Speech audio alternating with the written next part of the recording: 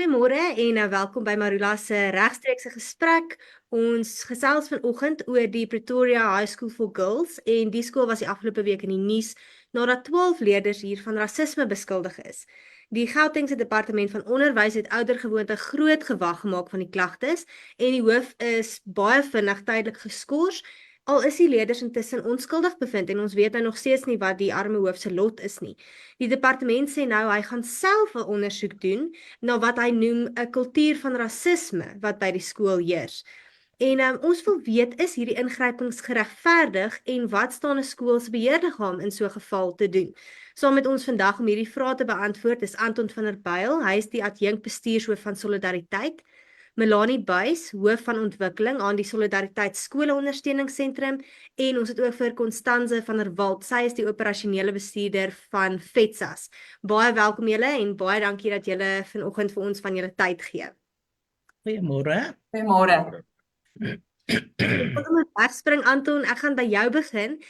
Ons het baie dieselfde ding destyds by die laerskool Swazirenike gesien en toe moes die LDR later om verskoning vra omdat hy baie vinnig rasisme geskree het. Dink jy dieselfde speel hier af en het die departement binne sy regte opgetree in hierdie geval? Jolyn, ja, dis 'n baie diepe vraag wat ek ek dink dit raak ingewikkeld. So ek dink ons moet begin deur net so 'n bietjie die spelreëls te verduidelik in die skoolomgewing en in hierdie tipe van aangeleenthede. Ek dink jy het nou al verwys na Ilana Barkhuizen. So ons het al so 'n bietjie die fliek gekyk en hooplik is hier net 'n inleiding tot 'n fliek wat nie gaan gebeur nie.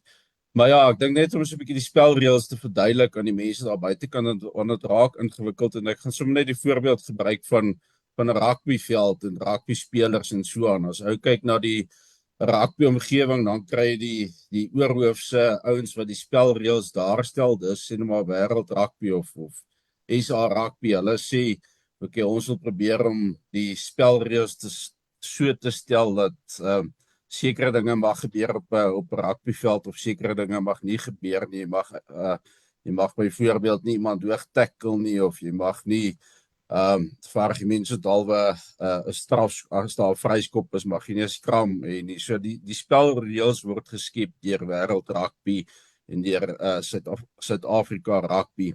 En dan kry jy spesifieke unies, dis die beheerliggaam. Hulle sê okay, dit is die spelreëls waarbinne ons die spel kan speel en ons strategiese uitgangspunt binne die spelreëls is ons wil graag die span so saamstel met die afrigter wat die tipe van rugby gaan speel. Ons gaan 'n hardloop rugby speel, ons gaan 'n lekker vinnige losskakel hê, ons gaan die hele agter hê wat die bal lekker ver kan skop en dis graag hoe ons die spel wil speel. Hulle speel nie self die rugby nie, hulle sê net okay, dit is die bestuur, dit is die strategiese uitkomste wat ons oor die seisoen wil hê. En dan laastens kry die spelers op die veld. Dis die ouens wat die harde werk moet doen, dis die ouens wat die spel moet bestuur binne die raamwerk wat daar binne vir hulle geskep is en binne die strategiese uitkomste wat daar vir hulle gestel is. Nou soortgelyk in 'n skoolomgewing kry die daar's maar ons noem dit 'n drie party vennootskap. Jy kry die regering wat die spelreëls stel daarso, hulle die skole wet wat bepaal hoe die spel gespeel moet word, hulle vaardig regulasies uit en hulle sê nee, okay, dit mag julle doen, dit mag julle nie doen nie.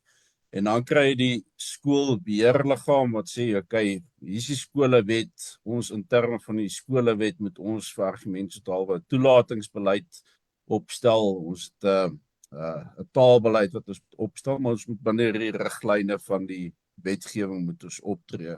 En dan kry jy skoolbestuur wat man wese die bestuur, dag tot dag bestuur van die skool moet hanteer. So dis maar soortgelyk om net 'n bietjie te verduidelik. Ek gaan nou by die vraag uitkom, maar dit is die meeste vrae wat ons kry is hoe werk hierdie vennootskap en so aan. So dis 'n goeie beginpunt. Nou jou vraag ten opsigte van is hierdie tweede Ilana Barkhuizen. Ja, daar is baie sterk elemente van 'n tweede Ilana Barkhuizen hierso. Ons sien 'n feite stel wat buite proporsie geruk is deur amptenare wat goedkoop politieke punte wil wen. En toe daar nou 'n bietjie meer in diepte gekrap word daar gesien maar hier is nie wat almal gedink het hier is nie. Hier is nie so eenvoudig soos wat almal gedink het. Iemand het skielik besluit nee, ek gaan vandag opstaan en ek gaan 'n rasis wees en ek gaan iemand uitkry en iemand slegs hier gebaseer op die persoon se veldlewe nie. Dit is nie so eenvoudig nie. Dis nie so eenvoudig soos wat die politici dit graag wil hê nie. So nee, ek dink daar is elemente, ek dink as jy kyk na of die regering kan doen wat hulle mag doen, ek dink nie hulle mag doen wat hulle besig is om te doen nie. Die staat, die verpligting of die reg om dissipline toe te handhaaf in die skoolomgewing is die reg van die beheerliggaam en is die reg van die skoolbestuur, maar meer die beheerliggaam as jy kyk na artikel 18.9 van die skolewet en artikel 20 van die skolewet. So nee, ek dink daar is sterk elemente van die Elana Barkhuizen. Ek dink die staat is besig om sy magte te oorskry en ek dink dit moet stop gesit word. Ja. Ja, Melanie, jy wil iets sê. Ja, ek dink Anton is die regsgeleerde, hy het dit baie mooi gesê, maar die departement se optrede in hierdie geval was regtig totaal onregmatig. Dit is eintlik waarop dit neerkom en steeds na die uitspraak dat die kinders onskuldig bevind is, dat hulle nou nog sê maar hulle wil verder ondersoek doen oor die rasisme en die feit dat die hoof geskort is sonder al hierdie grondige redes. Dis alles baie onregmatig en ingryping deur gesag wat nie die reg het om dit te doen. As ek bietjie daar kan bykom, dit lyk vir my die staat het vergeet dat ons nie staatskole in Suid-Afrika het nie, maar openbare skole. En die legaliteitsbeginsel is hierso verskriklik belangrik, want die staat aan die een kant, maar ook die beheerliggaam aan die ander kant, kan net doen wat die wet hulle voorskryf om te doen. Hulle kan nie iets byvoeg nie. En dit lyk vir my asof die staat in hierdie geval dit vergeet, dat die skool 'n regspersoonlikheid op sy eie is, en hulle meng sommer nou van enige kant af in, omdat hulle dink, dit is 'n staatsskool, maar dit is nie, dit is 'n openbare skool, waar die gemeenskap die seggenskap het, en dan in hierdie geval val dit op die beheerliggaam, om die skool te beheer of te govern, soos ons dan in Engels sou sê, en daar volgens moet hierdie spel eintlik gespeel word, maar so ek hou van die rugby voorbeeld, die departement kom nou sommer hier van die sykant af van die skram, en dis 'n oortreding van die spelreëls. En dis belangrik dat hulle plek ken en verstaan. Al wil hulle goed doen, weet as jy die woord rasisme sê vandag, almal is onmiddellik kwaad. Ons is eintlik al so moeg daarvoor, maar dit gaan nog 'n lang tyd by ons wees. En ons moet dit eintlik verstaan en bestuur. En dan die groot ander fokuspunt wat ons nie moet uit die oog verloor nie, is dat hierdie is 'n skoolomgewing. Dis kinders met wie ons werk, kinders in hulle opgroeijare, hulle tienerjare. Dis moeilik en almal maak maar foute, nê. Al is jy nou van watter kant af hier saamgegooi, jy maak partykeer baie lelike foute, oordeelsfoute. En kinders bly kinders, dis nie groot mense met wie ons hier werk nie, hoewel die groot mense nou die hele storie kom oorvat het, is dit maar as gevolg van kinders wat nou met mekaar saamleef, en hulle moet weer sin maak uit hulle werklikheid. So ek dink 'n mens moet dit altyd in gedagte hou. Dit is 'n baie belangrike punt wat jy maak, dit is 'n politieke spel en ons speel hier met ons kinders se lewens en gevoelens, en ek dink hier is iets wat ons sommer ligtelik kan opneem nie, nê. Constanze, jy het nou ook gesê van die openbare skool, nie 'n staatsskool nie, en waar die beheerliggaam die besluite neem. Wat is die beheerliggaam se regte in so 'n situasie? Wat as die departement nou sekere besluite hier wil afdwing? Wat mag die beheerliggaam doen? Ja, kyk, die beheerliggaam is daarom 'n baie sterk rolspeler hierso. Inteendeel, hulle is 'n vennoot van die staat om hierdie skool te maak werk. En die skolewet is baie duidelik oor die funksies van die beheerliggaam wat daar uitgespel word. En in hierdie spesifieke geval moet die beheerliggaam nou terugval op hulle beleide wat in plek behoort te wees, aanvaar ons. In hierdie spesifieke geval die gedragskode vir leerders. Ons sal later bietjie meer oor die detail daar gesels, want dit is eintlik 'n baie sterk dokument. As daardie beleid korrek toegepas word, kan die staat eintlik nie inmeng op die manier wat hulle dit nou gedoen het nie. En dan die ander ding is die beheerliggaam se regte is regtig wyd. Maar dan mens moet ook versigtig wees daar waar die skoolhoof nou in die spervuur is. Daar is 'n werknemer en 'n werkgewer verhouding waar die beheerliggaam nie sou kon inmeng nie, en Anton sal waarskynlik daar oor baie meer te sê kan hê, maar dis belangrik om te verstaan, daar's 'n proses wat moet uitspeel. Sou hierdie dame werklik aangekla word van, sê nou maar, rasisme wat nou by die skool sou gewees het, en sy het dit nie aangemeld op die regte tyd nie, dan is daar 'n ander proses wat uitspeel, wat die beheerliggaam nie moet Maar inmeng. selfs in daai proses het die beheerliggaam tog 'n rol om te speel, Constance. Ek dink hulle dit is het- belangrik en dit is ook nee. oor die hoof gesien. Hulle het beslis 'n rol om te speel, maar hulle kan nie inmeng in daai proses wat moet uitspeel, die arbeidsregtelike proses nie. Hulle sou as getuies geroep kon gewees het of wat ook al, sou dit soontoe gaan, maar hulle kan nie dit stopsit nie, want dit is 'n werkgewer en 'n werknemer verhouding, maar die beheerliggaam moet en sou beslis dit wel waarskynlik doen om met die departement in gesprek te tree en te kom sê, maar dit is nie hoe ons dit sien nie, dit is wat ons beleef, dit is hoe ons hoof wil beskerm, want 'n beheerliggaam moet ook die hoof beskerm. Maar dit raak baie verwikkeld. Mens moet net versigtig wees dat die beheerliggaam verstaan waar kan hy sy regte gaan uitoefen in daardie omgewing, want dis weer 'n ander soort omgewing wat na vore sal kom.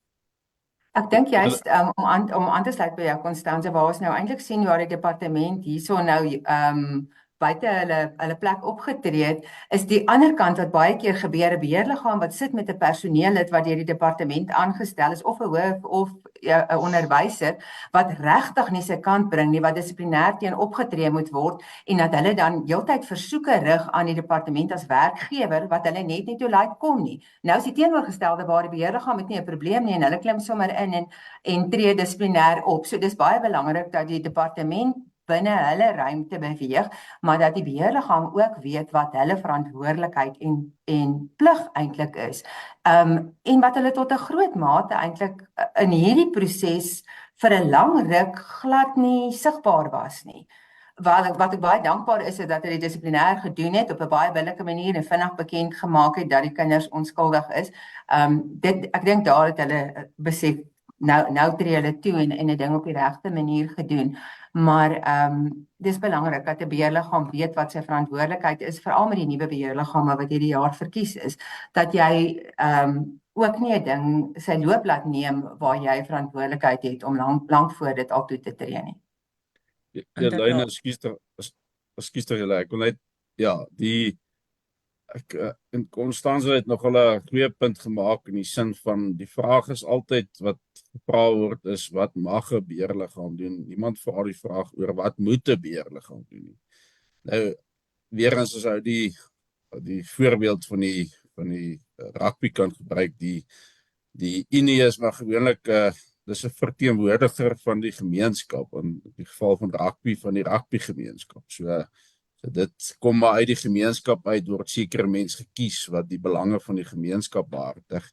En net so 'n beheerliggaam, dit is die belange van die gemeenskap wat verteenwoordig word in 'n beheerliggaam. Dis die gemeenskap wat sê, ek kies die persone want hulle het die eienskappe om die belange van die gemeenskap na die beste van die gemeenskap se belange om te sien. En ou moet dit in jou agterkop hou as jy praat oor beheerliggaam. 'n Beheerliggaam moet die belange van die gemeenskap beskerm. Nie mag of wil of kan nie, hulle moet dit doen. Dis waarvoor hulle aangestel is daaroor.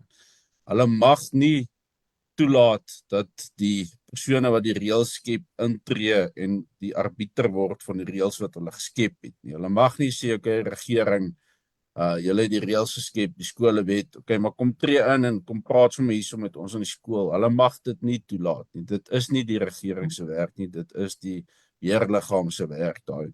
En hulle moet hulle onderwysers beskerm. Dis die verpligting van die beheerliggaam om 'n skoolhoof en sy personeel te beskerm. Hulle mag nie terugsit en sê, ag wat, hier is baie sensitiewe onderwerpe wat ons oor praat en derhalwe kom ons laat die regering maar doen wat hulle wil doen nie. Dit is nie hulle werk nie. Hulle mag dit nie toelaat nie. So ek dink ons moet meer praat oor wat moet die beheerliggaam doen en nie wat mag hulle doen nie. Hulle het sekere verpligtinge, hulle moet die gemeenskap verteenwoordig en hulle moet dit na die beste van hulle vermoë doen. Kom ons praat 'n bietjie oor die regs aspekte, Anton. As ons kyk, Constanze het nou vinnig gesê van die werkgewer, werknemer. Het die skool 'n regsaak, jy weet, kan hulle die hof nader om die departement te keer om sekere besluite, byvoorbeeld om die hoof af te dank omdat hulle onafhanklike ondersoek gewys het, die hoof is skuldig. Jy weet, hoe maak is 'n beheerliggaam in so 'n geval? Ja, omdat die skoolhoof is 'n werknemer van die staat of van die regering, so dis in meeste gevalle is departementele aanstelling. So die werkgewer is die staat of die departement van onderwys en hulle het sekere magte wat hulle kan optree teen 'n skoolhoof en beheerliggaam gaan sukkel om in te tree op direk werkgewer-werknemer verhoudings dispute tussen 'n werkgewer wat die departement van onderwys is en die werknemer wat die skoolhoof is. Maar kom ons gebruik 'n voorbeeld van, so tydjie terug was daar by skole in die noorde, was daar ook toelatingskwessies gewees. Ek dink FETSAS was, glo hulle was betrokke en ek dink hulle, as ek reg onthou, het hulle baie goeie werk daar gedoen, maar daar die skoolhoof ook sê maar hierdie toelating van sekere of toelating van mense is nie reg so nie. Hy het spesifiek vir die departement gesê, julle kan nie hierdie doen wat julle doen nie, maar hy was die stem van die beheerliggaam gewees. Hy het gesê die beheerliggaam het vir my gesê julle mag nie doen wat julle mag doen nie. So ek maak dit nou 'n bietjie ingewikkeld, maar ou moet onthou, goeie soos toelating en taal is 'n funksie van die beheerliggaam. Die skoolhoof is 'n amptenaar van die beheerliggaam. So as dit kom by taal en toelating, mag die skoolhoof sê, maar die beheerliggaam sê ek mag dit nie doen nie, julle mag nie hier betrokke raak nie, en dan moet die beheerliggaam die skoolhoof beskerm. Gewone arbeidsregtelike kwessies, dit is ongelukkig maar 'n ding tussen 'n skoolhoof en die departement. As in hierdie geval kom ons sê die departement mag sekere aksies loods teen die skoolhoof as dit 'n departementele aanstelling is. Sy het 'n reg om haarself te verdedig, maar daai proses moet homself uitspeel.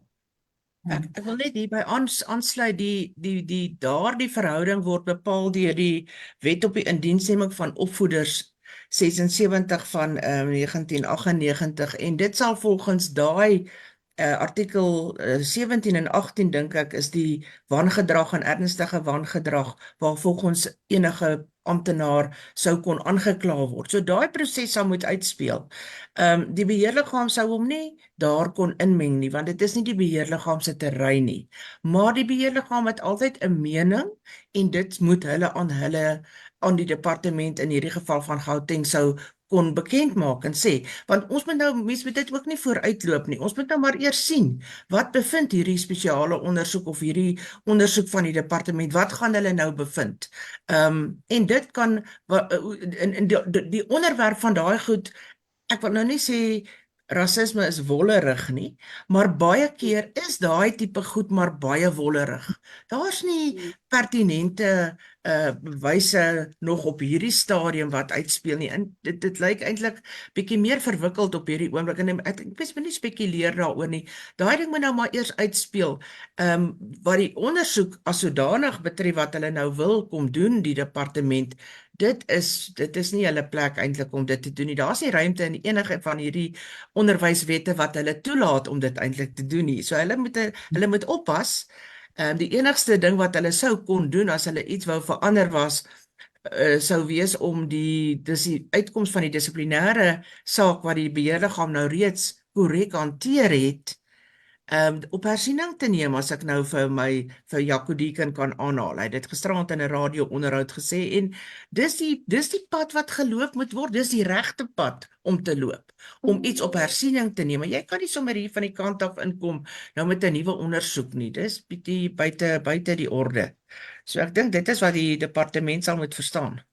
Ja, ek dink nogal ekskuus, ek wil net vinnig sê, ook oor die hele kwessie oor die sentralisering van mag, net so vinnige verwysing na die Bella-wet wat nog glad nie van die tafel af is nie. Dit is juist die probleem daarmee, waar ons nou die regte van 'n beheerliggaam het om 'n hele klomp goed binne die skool te doen, is daar 'n klomp van daai bepalinge binne die wysigingswet wat selfs daai regte ook van 'n beheerliggaam af wegvat, wat eintlik dan 'n situasie soos hierdie baie moeiliker sou maak vir 'n gemeenskap om ook 'n sê te hê daarin. So ja, so dis hoekom ons ook nog steeds aandring, daai wet is nie van die tafel af nie, hy moet terugverwys word. En ek dink President Ramaphosa hou hom as 'n lekker swaard oor die ou se kop, so ek kan hom enige tyd teken. So en dit is hoekom dit belangrik is. Presies hierdie voorbeeld dink ek is 'n duidelike voorbeeld hoekom daai wet nie moet deurgaan soos hy nou lyk nie. Ja, ek wil ook net noem wat ek dink 'n belangrike punt is om net die mag van die beheerliggaam te illustreer. By Hoërskool Eldorein so 'n paar jaar terug, het die onderwysers wou die hoof wou nie meer daar hê nie en die departement het toe die hoof tydelik verwyder en 'n ondersoek gedoen en die departement het toe bevind maar nee, daar's niks fout nie, die hoof moet teruggeplaas word by die skool. En die skool het absoluut op hulle regte gestaan en gesê ons wil nie hierdie hoof terug hê by die skool nie. En hy is nie terug by die skool nie. So ek dink ook die gemeenskap moenie onderskat, al is daai 'n werkgewer werknemer verhouding daar, die beheerliggaam moenie en die gemeenskap moenie onderskat watter krag hulle het nie. So dit kan nog steeds, hulle kan nog steeds hulle mening afdwing, dit is nog steeds hulle skool en hulle weet, die gemeenskap weet absoluut wat in die beste belang van hulle skool is. Maar goed, ek wil aangaan. Melanie, dit voel vir my of hierdie tipe klagtes van rasisme veral by skole dit word meer en dit kom al hoe meer gereeld voor. Is dit jou ervaring ook en hoekom dink jy is dit? Kyk, ons sien dit baie, en dan toevallig nou as jy nou kyk na Girls High, daar's soortgelyke gevalle by St Mary's en Roudine, want eintlik almal elite skole is. Nou ek dink een van die basiese goed wat mense net verstaan, die ANC elite se kinders is in hierdie skole, so hulle kom uit 'n politieke huis met hulle verpolitiseerde menings. So dis een van die eerste goed hoekom sulke goed by hierdie skole spesifiek eintlik dan nou so groot gaan. En dan die ander punt wat Constanze het gepraat oor die wollerigheid van rasisme. Nou die hele definisie van wat is rasisme is nou uitgebrei as jy praat van microaggressions. Dit is nou nogal in van hierdie goed 'n paar keer gesê. Nou 'n microaggression is nie 'n openlike rasisme of 'n daad van rasisme. Dit kan enige iets wees wat enige iemand sê wat deur die of die hoorder daarvan ervaar word as neerhalend of as vernederend of wat as rasisme. So daai definisie is nou so wyd dat jy eintlik onder enige iets 'n persoon kan aankla en ons sien dat dit baie keer gedoen word oor politieke redes. So ek dink dit neem definitief toe. Maar dit gaan oor die verpolitisering daarvan, nie oor die werklikheid daarvan nie. En ek dink dan nogal 'n deel daarvan ook is dat eintlik van ANC regering se kant af wat vreeslik oor nie rassigheid praat, net sedert die ANC se regering is daar meer as 100 wette gemaak met spesifiek 'n ras voordeel of 'n rasfokus. So jy kan nie rassigheid bepleit en sulke tipe wette maak nie. So al daai wetgewing daaroor maak dit natuurlik ook meer kompleks en moeilik en hoekom ons meer daarvan sien. Okay, goed. Sjoe, dis eintlik baie sleg en so met ander woorde ons sê vir onsself hierdie kan met ander skole ook gebeur. Kykers, dit kan met jou skool ook gebeur. Constanze, gesels bietjie met ons oor hoe moet 'n skool hiervoor voorberei? Watter tipe beleid moet in plek wees? Hoe kan skole voorberei dat hulle nie onkant betrap word indien dit in hulle skool? Ja, ek dink nie jou stelling dat dit kan in ander skole plaasvind is eintlik verkeerd. Dit vind in ander skole plaas. Dit vind baie plaas. Baie skole wat op een of ander stadium in 'n dag een of ander vorm van 'n moontlike rasisme geding beleef. So ek dink ons moet daai verstaan. Dit is nie dat dit kan nie, dit vind baie by baie skole plaas. Nou kort gelede was die Wilgers ook in die stad in die nuus daaroor. Hulle het dit baie netjies hanteer. Op hierdie oomblik is daar 'n skool in die Kaap, is dit Pinelands of iewerster waar die kinders, die graad 8's, met die kinders as slawe opgevuil het, hoe vreemdsoortig dit nou ook al vir 'n mens klink. Maar dit gebeur waar mense bymekaar kom, waar kinders in 'n multikulturele skool bymekaar is. Hulle sort mekaar uit om dit nou so uit te druk, nê? Maar in daai uitsorteer vind hierdie voorvalle plaas en iewers gaan hy oor die grens van sosiale aanvaarbaarheid en dan word dit nou 'n ding.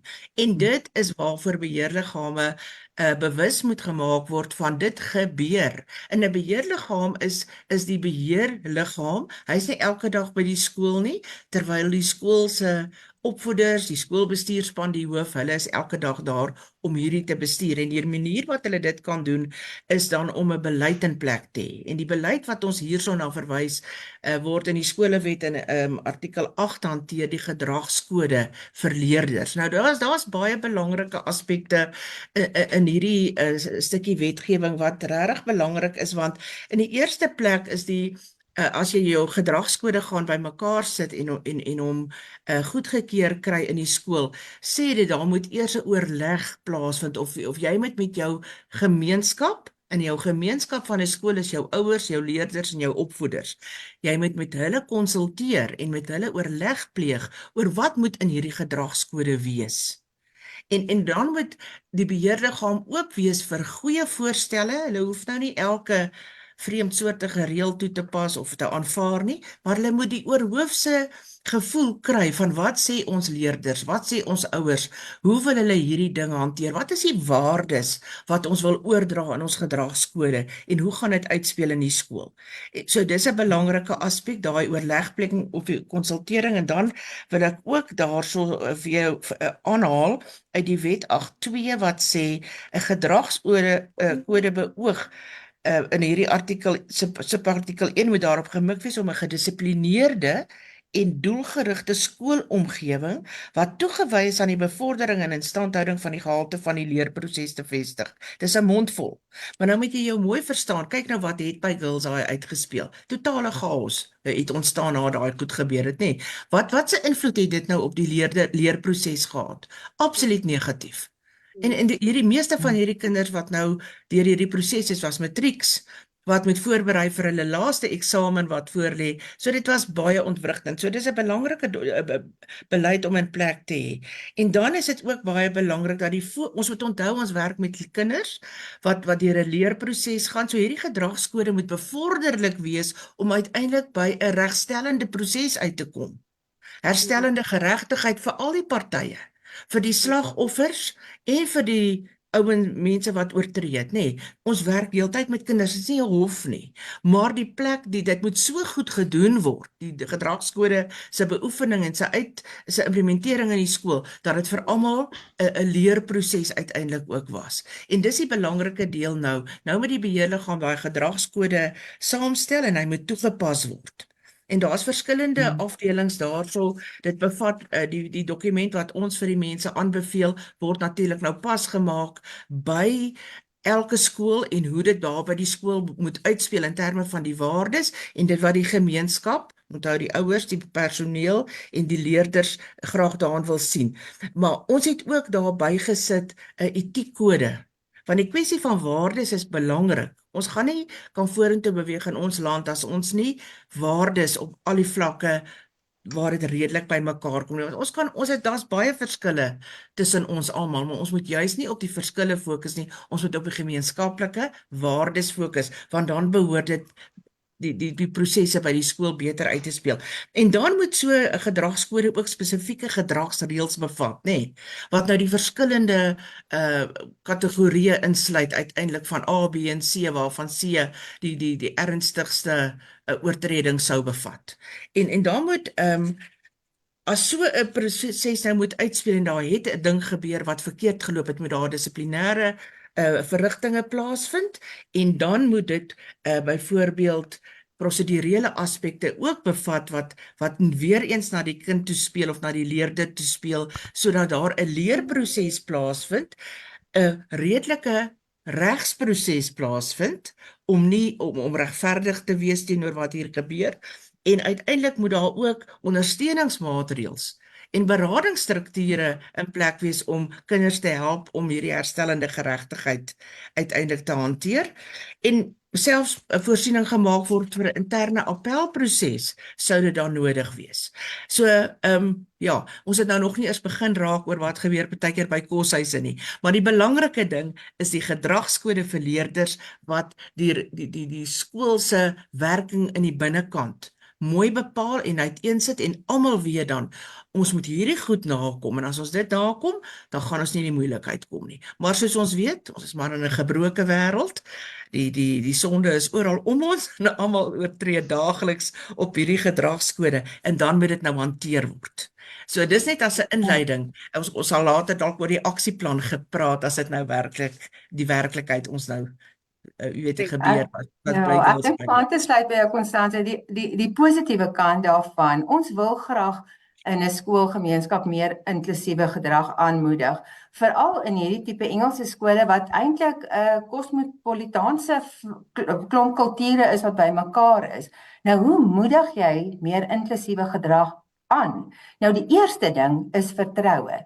En daai identiteitssekuriteit wat al die kinders moet kan hê.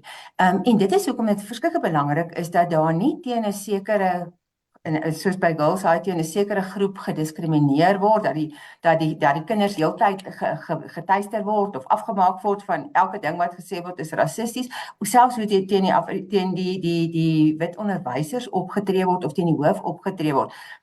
Die hele kwessie is dat elke een binne daai gemeenskap moet voel, ek het 'n plek, my eie waarde word erken en daarom het ek selfvertroue om deel te neem in die interaksie en die kommunikasie. En ek dink daar het die departement geweldig baie skade gedoen met die manier wat hierdie saak hanteer is. So 'n bietjie van hoe maak jy die verkeerde goed reg, maar ek dink die fokus moet wees op hoe maak ons seker die regte goed bly gebeur binne so 'n gemeenskap. Baie belangrike punte daai. Is werklik so. En ek dink ook, maar Melanie, ek het al in die verlede met jou saamgewerk en ek weet jy dink ook dis baie belangrik vir skole om ook oop kommunikasie met die media te hê. Hê maar 'n persverklaring gereed vir wanneer so tipe iets gebeur. Moenie, jy weet dit is ongelukkig een van die nadele van sulke dinge. Dit kom in die media, mense praat daaroor, dis 'n media storm. En ek dink mense moet ook voor die tyd weet watter stappe jy in plek het ook om met die media te kommunikeer. Ja, en ek dink nogal selfs weer eens die belang van hierdie kinders is grof vertrap eintlik deur die departement wat 'n baie negatiewe media verklaring voor daar enige dissiplinêre ondersoek of wat was na al die media toe gestuur het. So dit is ook belangrik hoe mense sake hanteer, maar dat mens heeltyd die beste belang van die kinders in jou gedagte het. En die departement moet dit ook hê. Dat ons nie dat politiek swaarder weeg as die kinders se belange nie. Ek dink daai is 'n belangrike opmerking en dit het ongelukkig so gelyk blyk te gewees het van die departement se kant af, maar wat ook hierso vir my 'n interessante ding was is die beheerliggaam het, hoe sal ek sê, was vir my bietjie aanvanklik onsigbaar. Ons het hulle nie van hulle gehoor op die regte manier nie. En ek weet dit is baie moeilik om in daai situasie te wees. Ek self was 'n voorsitter by 'n beheerliggaam. En dis moeilik as die storm gebeur, as die krisis nou daar is, dan is dit amper die laaste ding waaraan jy dink, maar dis juist waar die opleiding van beheerliggame verskriklik belangrik is, want in 'n krisis moet jy ook die krisis bestuur. En ek dink in hierdie geval hulle het nou uiteindelik daarom toe laat gekom met die baie vinnige hantering van die dissiplinêr wat mens dankbaar oor is, maar daar is nie goed genoeg gekommunikeer uiteindelik met die algemene publiek nie, want hierdie is vir almal belangrik in Suid-Afrika. Almal hou hierdie skool nou dop. Onthou hy kom nou ook met 'n geskiedenis. In 2016 was dit die haardebakel wat daar uitgespeel het. En dit is eintlik verskriklik hartseer dat daar nie jy weet, mense amper maar sê vooruitgang was in die regte rigting om 'n skool wat so in die kollig vir die verkeerde redes was. Eintlik nou, want nou is dit net half 'n verdere probleem. En ek dink as 'n mens praat oor 'n aksieplan wat by 'n skool moet uitspeel, 'n beheerliggaam moet oor hierdie tipe en moontlike krisisse praat. Dis 'n risiko vir 'n skool. So wanneer jy jou strategiese beplanning doen vir jou skool, want dis wat goeie beheerliggame doen, dan moet daar gepraat word oor risiko's en hoe dit bestuur moet word. En dan moet daar 'n aksieplan uitgesit wees vir sê nou maar hier gebeur iets, want hierdie gebeur baie. Baie skole vee dit gewoon onder die tafel in en hulle hoop en bid dit kom nie uit nie. Dan kom dit uit op die slegste tyd wat dit moontlik kan uitkom en dan sit jy nou met jou hande in jou hare. So 'n beheerliggaam moet beheer neem van die situasie. En onthou die skoolhoof is lid van die beheerliggaam. En die skoolhoof moet ook vir die beheerliggaam raad en riglyne gee van wat van die departementele kant. Die departement bly 'n rolspeler. En as ons vir Gauteng verstaan, die voorganger wat meneer Lesofie was, het alles in die ekstreme rooi gedruk. Gisterand het iemand wat ingebel het op daai program waar Jaco gepraat het, nogals Engelse program gesê, we found it very annoying that Mr. Lesofie rushed to the former Model C schools to see what he can do there, while in his own townships he never go to the school where the crisis are. En ek haal nou hierdie persoon aan, dis 'n luisteraar. Ek het haar mooi gehoor gisterand en dis ons probleem. 'n Beheerliggaam moet die krisis bestuur met deursigtige en betydse kommunikasie oor die probleme. So jy moet jou nuusverklaringe eintlik reg hê. Nee, soos wanneer hierdie goed gebeur en dan moet jy deurlopend die media inlig, deurlopend met die departement gesels, want hulle bly 'n rolspeler. Om hulle uit die loop te haal, gaan dit net vir jou nog groter moeilikheid op die hals haal. Praat eerder betyds met hulle en moet nou nie doekies omdraai nie, maar lig hulle in. Ek dink dis 'n verantwoordelike beheerliggaam wat so iets sou doen. Absoluut, ja. Anton, ek wil by jou hoor of dink jy dis nodig vir skole om enigstens seker te maak dat hulle regshulp het of weet 'n prokureur on standby as jy nou in Engels kan sê of so? Ja man, ek wil net gou vinnig ek onthou toe ek en Constance het nou baie mooi verduideliking. Constance het 'n baie mooi verduideliking gegee oor die disiplinêre proses en stappe en so aan. Ek onthou toe ek in standaard 7 het ek 'n stinkbom aan die biologie klas gegooi. Ek kan nie onthou dat ek ingeroep was vir 'n verhoor en hy kans gegee om my saak te stel nie. Ek is 'n harde pak slaag gegee, maar ek het nooit weer 'n stinkbom in die klas gegooi nie, maar ek verstaan lyfstraf is nou nie meer aanvaarbaar nie, maar die probleem was baie vinniger en makliker uitgesorteer daai tyd. Maar ja, om jou vraag te antwoord, ek dink in half van vandag ja, jy het iemand nodig wat kan opstaan. Ongelukkig ons vervallene en soos ons nou ook praat, ons gebruik ons woorde baie diplomaties en dis reg so. Ek bedoel ons moet dit versag en ons moet mooi daar praat. Maar op vandag en daarvan vandag kry ons maar net harde boelies. Ons kry staat wat 'n harde boelie is. As hy inkom in 'n skool dan is dit nie mooi diplomaties. Ons praat hier almal bietjie en ons kyk of dinge ons saam om kampvuur kan mooi liedjies sing nie. Dit is hard. Hulle is bullies. 'n Boelie moet geken word aan sy eienskappe. Hy boelie, hy vra nie, hy sê dit is wie dit is. En in die skoolomgewing kry jy bullies. Jy kry mense wat onregverdig teenoor 'n ander persoon optree sonder enige rede. En ons verval partykeer in diplomatisiese woorde, mooi woorde om dinge te versag en 'n boelie laat klink dat hy nie eintlik 'n boelie is nie, maar hy bly 'n boelie ongeag wat se woorde jy gebruik. So om jou vraag te antwoord, jy het mense nodig wat agter jou staan wat vir die boelie kan sê jy's 'n boelie. Los hierdie mense uit. Moenie so mense hanteer nie. Dis nie reg nie. Ons is almal mense, almal het gevoelens. Kom ons doen die ding reg. En ja, ek gebruik net maar FETSA's doen 'n goeie werk so deur tyd. Ook die rol van 'n vakbond. Ja, vakbond, SOS doen goeie werk. Ek wil nou nie iemand hier spesifiek uitsonder nie, maar jy het ongelukkig iemand nodig, want dit is moeilik vir 'n skoolhoof om vir 'n boelie te sê hy's 'n boelie, want hy het daai werknemer verhouding. Ek dink partykeer moet hulle maar sê, dit sê, en dan die gevolge daar is, ja, wel jy moet 'n vakbond nodig hê om jou dan te beskerm. Maar ek dink 'n beheerliggaam moet makliker sê boelie stop. Ons gaan dit nie toelaat nie. En mense moet nie so diplomaties wees nie. Wat by Pretoria Girls daar gebeur het, is stomp boelies en hulle moet vasgevat word en dit moenie aanvaar word. Ek wil net daarby aansluit. Ek kan nie meer saamstem nie. Kyk, as mens nou so op 'n paneel is en in openbaar is, ons het daar 'n maniere, nê. So ons gaan nou nie hierso in die ekstremes ingaan nie, maar ons kan baie voorbeelde noem van waar skoolhoofde by name ekstreem geboelie word deur die departement en beheerliggame ook. En ons sit baie keer in daai spervuur waar ons vir die beheerliggaam moet sê. Ek het persoonlik al 'n baie dik vel ontwikkel. Ek is al baie uitgejaag in vergaderings, al baie name genoem, al baie goed aangekla van oor hoe jy dit verkeerd sou doen omdat hulle eintlik glo hulle is reg op die manier wat hulle werk, want hulle wil uiteindelik iets gedoen kry. Hulle het 'n plan in hulle koppe of 'n aksieplan en dit moet nou uitgevoer word. Dan trap hulle bo oor als en hulle gee nie om wat gebeur en wat is die skade wat aan mense gedoen word nie. Maar daar is organisasies en ek dink FETSAS is een van hulle wat al geleer het oor hoe om hierdie mense te hanteer. Ek was al in baie vergaderings waar ons die baie reguit vir die departement gesê het, stop hierdie boelie gedrag. Julle intimideer hierdie beheerliggame. Hulle weet nie, hulle is nie, en jy weet hulle is ook maar versigtig, want die gewone beheerliggaamslid is baie ver van waar iemand in sy kantoor of in sy wat ook al kan kom sit en sê vir die departement, hulle moet dit weather daar waar dit gebeur. En ja, ons weet, ons sê altyd vir hulle, ons is bel ons onmiddellik, ons kom onmiddellik as dit moontlik is en ons gaan doen daai werk. Maar die departement moet aan die man gebring word vir die swak praktyke wat hulle openbaar en dit is om mense te boelie. Dit is onaanvaarbaar.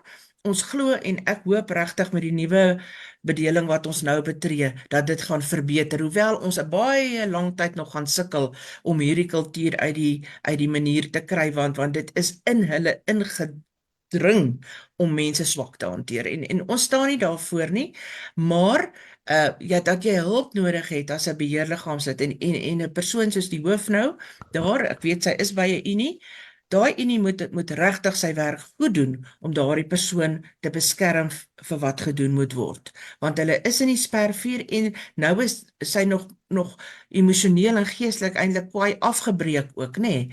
En dis eintlik waar hierdie boelery regtig verkeerd gaan, want sy kla moedeloos. En dit maak sê dat een persoon so sleg hanteer word deur 'n groepering wat eintlik haar werkgewer is. 'n Werkgewer kyk na sy mense. Dit hoort nie op daai vlak so te gebeur nie. Dit moet ons vir mekaar. Ja, ek dink nogal die hoof se belange moet definitief beskerm word deur en in hierdie geval is 'n vakbond nodig, presies wat Anton sê. As ouens met hierdie boelie gedrag wat daarteen opgetree word, die bekommernis is ook natuurlik met hierdie optrede, die totale gesag en dissipline in die skool is nou deur die departement ondergrawe. Hoe hulle dit weer in plek gaan kry, hoe die hoof enigstens weer by daai skool gaan terugkom en gesag kan aanvaar en seker maak dat die regte goed kan gebeur binne die skool soos nodig is, gaan baie moeilik wees want dit is afgebreek. En ek dink daarmee saam die ander ding ook net oor die kwessie van dissipline en waardes en goed binne 'n skool. Dit is so, onderwys is in wese ook waarde en kultuuroordrag. En waar ons in 'n multikulturele omgewing is dit onmiddellik moeiliker nog as in 'n meer homogene omgewing. So ou moet begrip hê daarvoor, maar aan die ander kant ook, ek sien iemand het hier gesê, dis belangrik, sit jou kind in 'n Afrikaanse skool, hulle dissipline is goed. Die voordeel is daar met 'n enkel medium skool, en veral soos 'n Afrikaanse skool, dis spesifieke waardes en goed wat gedeel word deur die groter gemeenskap, wat makliker is om dan ook toe te pas. Wat baie keer gebeur in multikulturele groepe is dat die waardeoordrag raak eintlik net weg in jou onderrig. Want daar's min gedeelde belange, soos wat hier ook sal gebeur. Nou kom dit by kennisoordrag. Ons is te bang om een of ander waarde ook te leer wat 'n belangrike deel van opvoeding is. So dit word eintlik vervlak tot net kennisoordrag, wat jammer is in so 'n omgewing. Absoluut. Okay, Anton, wil jy laaste spreekbeurt hê? Is daar nog iets wat jou op die hart lê wat jy dink oor die saak belang? Baie dankie vir die geleentheid en sterkte vir die beheerliggame en onderwysers en skoolhoofde daar buitekant. Weet daar is mense wat FETSAS, SOS, solidariteit, daar is mense wat julle belange op die hart het en het glo daaraan dat hier is 'n lang proses vir 'n beter Suid-Afrika, ons moet almal ons deeltjie doen, maar ons moet nie geboelie word om iets te wees wat ons nie is nie. En dit is 'n moeilike pad, maar ons het goeie onderwysers daar, ons het goeie skoolhoofde en hulle moet nie moed verloor nie. Ek weet dit is swaar daar buitekant. Ek self sit op die beheerliggaam en ek weet hoe gaan dit daar in die skole, maar ons het goeie onderwysers daar, hulle moet moed hou, hulle moet hulle self nie laat boelie nie, daar is mense wat vir hulle sal opstaan. Absoluut, ja. Ag, dit is so mooi gesê. Ek sê vir julle baie dankie vir julle tyd. Dit was regtig insiggewend. Ek dink beheerliggame besef ook nou hulle het 'n voet om op te staan en hulle mag nee sê vir die boelies. En ja, ons sal hierdie sage fyn dop hou. Marula Media sal nog deurlopend daaroor berig. En ons hoop dat regtig dat die skool se belange en veral die kinders se belange vooropgestel sal word. Julle, ek sê vir julle baie dankie. Mooi dag daarso. Baie dankie, Elaine. Totsiens julle almal. Geleentheid. Anton, Lekker dag Constante. almal. Dat aan julle goed gaan. Daar sy. Ons is klaar.